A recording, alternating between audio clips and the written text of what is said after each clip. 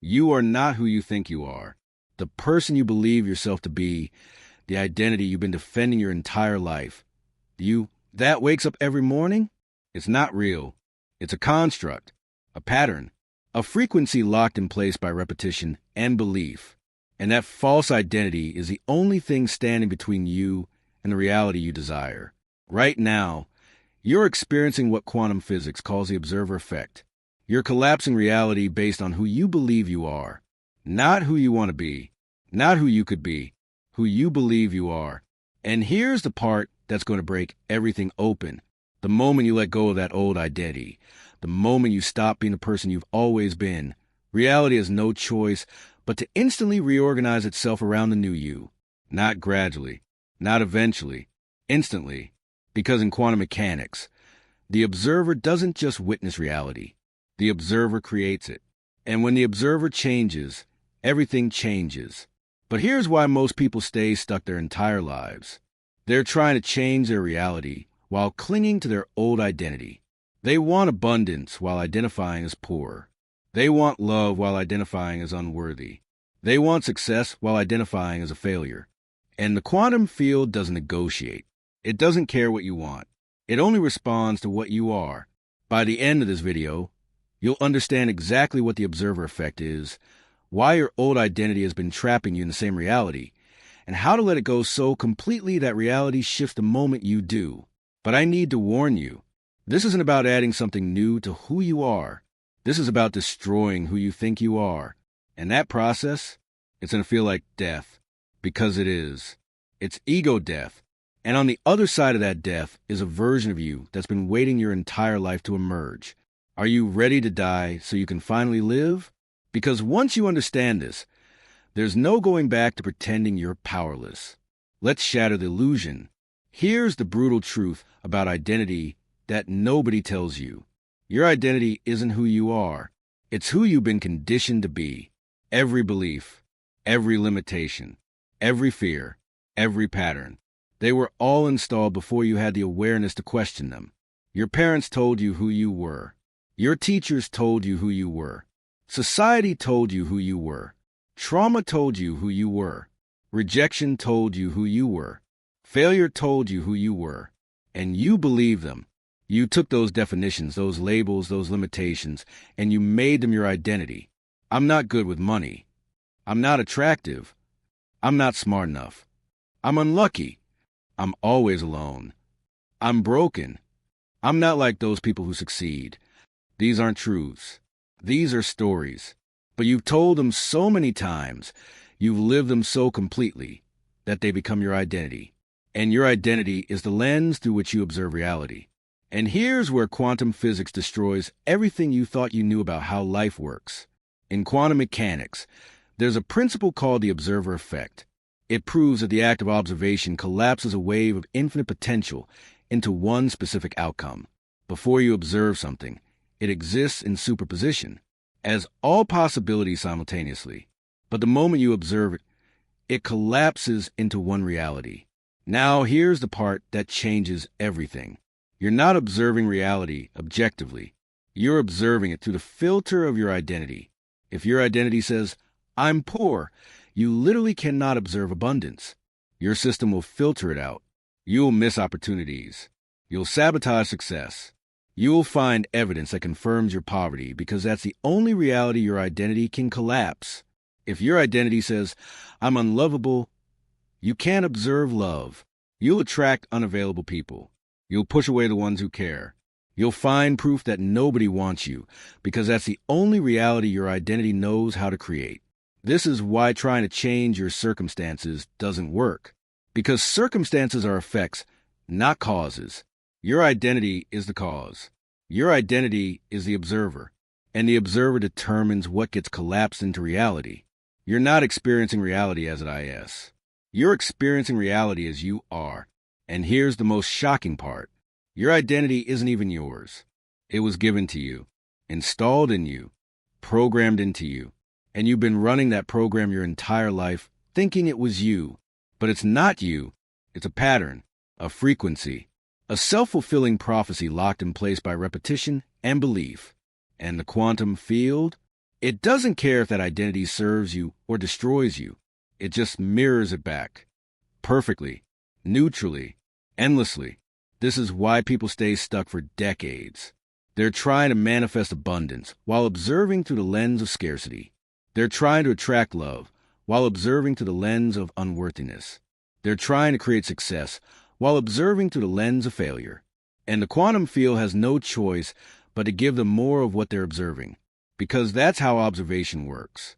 It collapses the wave, and the wave always collapses in alignment with the observer's frequency. So if you want reality to shift, you don't change what you're observing. You change who is doing the observing. You don't fix the identity. You let it go. You let it die. And in that death, a new observer emerges.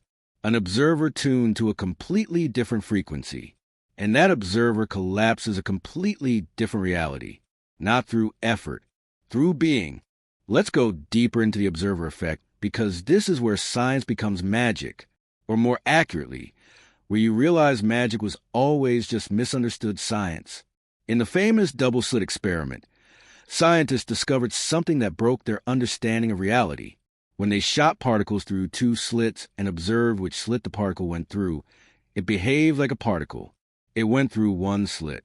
But when they didn't observe it, when they just let it do its thing, the particle behaved like a wave. It went through both slits simultaneously. The particle's behavior changed based on whether it was being observed or not. Read that again. The ACT of observation changed the nature of reality. This isn't philosophy. This isn't spirituality. This is proven, repeatable, scientific fact. Your observation collapses possibility into form. Your observation creates the reality you experience. But here's what they don't teach you. The observer isn't neutral. The observer has a frequency, and that frequency is determined by your identity.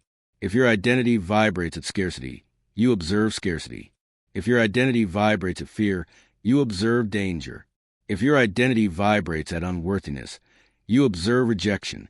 You're not seeing reality as it is. You're collapsing reality as you are. Nikola Tesla understood this at a level most scientists never reach. He said, if you want to find the secrets of the universe, think in terms of energy, frequency, and vibration. He wasn't talking about manifesting. He was talking about observation, about the fact that your vibrational frequency determines what you can observe, and what you observe determines what becomes real in your experience.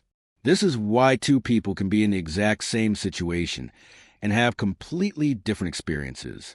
They're not experiencing the same reality.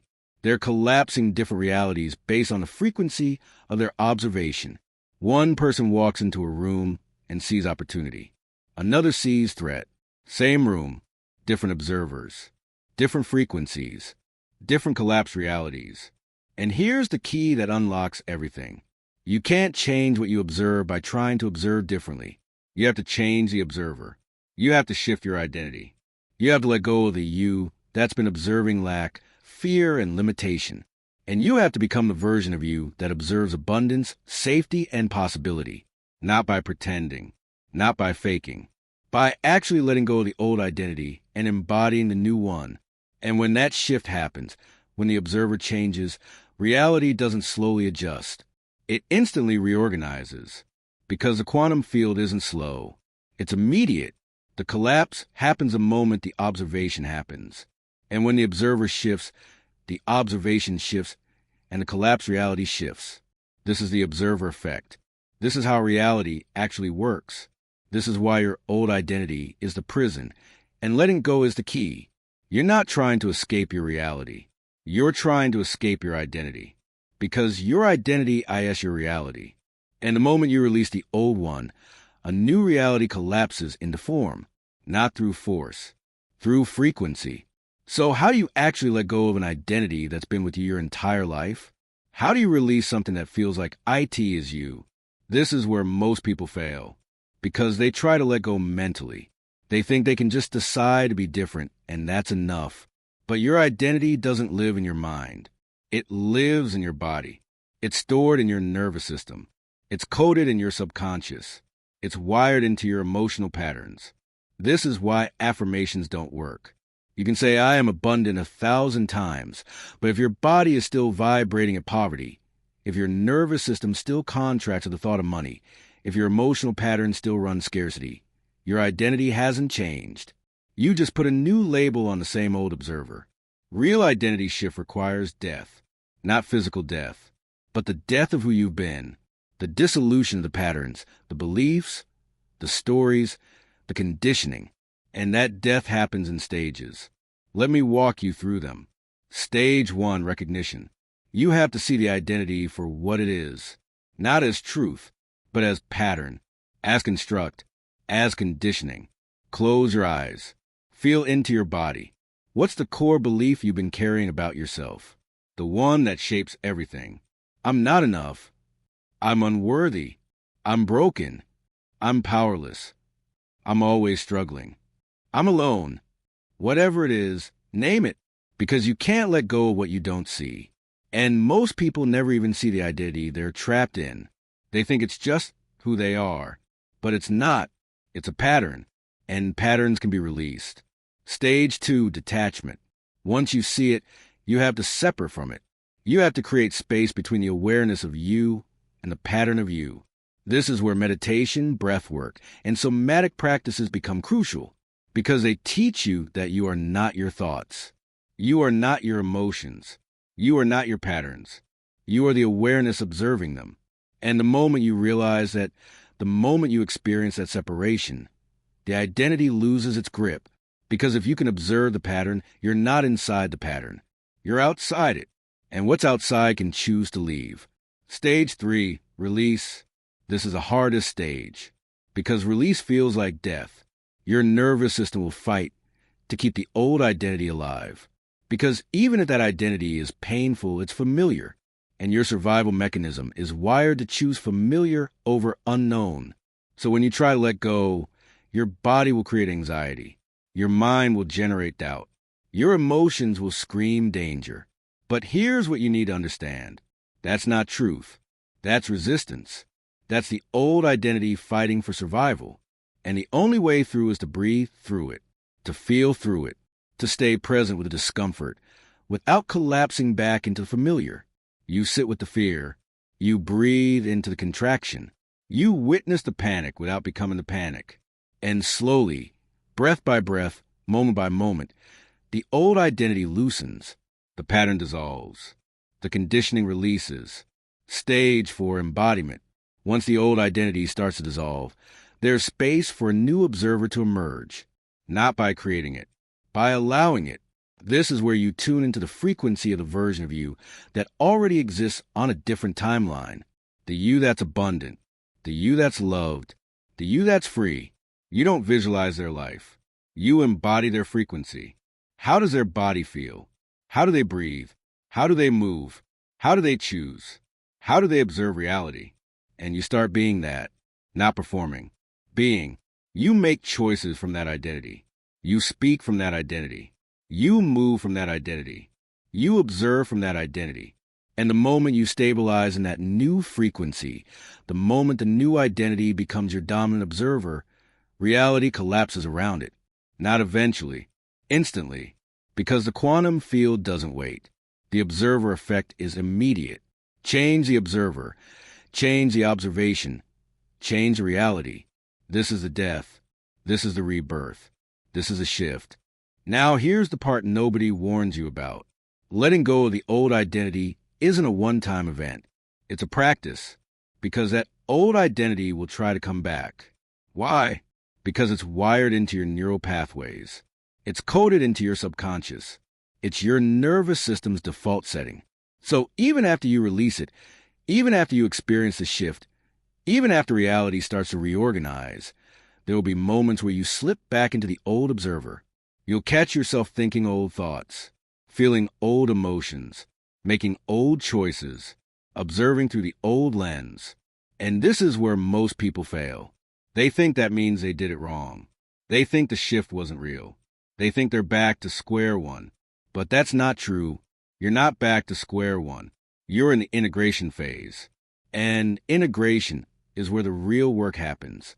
Because every time you catch yourself slipping into the old identity and choose a new one instead, you're rewiring your system.